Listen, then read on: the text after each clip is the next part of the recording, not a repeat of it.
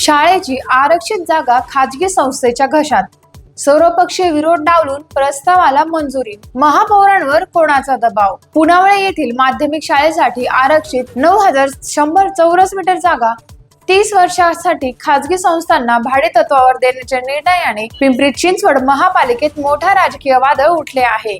विरोधी पक्षांसह सत्ताधारी भाजपच्या अनेक नगरसेवकांनी विरोध दर्शवूनही प्रस्ताव मंजूर झाल्याने महापौर रवी लांडगे यांच्या भूमिकेवर प्रश्नचिन्ह उपस्थित झाले आहे.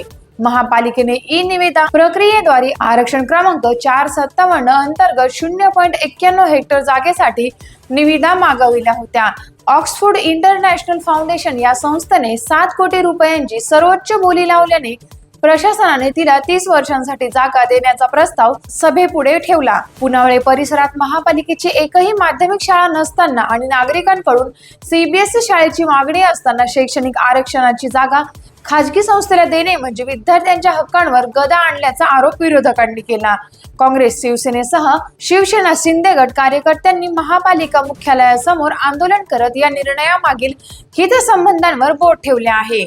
वेगाने वाढणाऱ्या पुनावळे परिसरात भविष्यात हजारो विद्यार्थ्यांना सार्वजनिक शिक्षणाची गरज भासणार असतानाही जागा 30 वर्षांसाठी खाजगी संस्थांकडे सोपवणे नागरिक हिताविरोधात असल्याचे विरोधकांनी म्हटले आहे.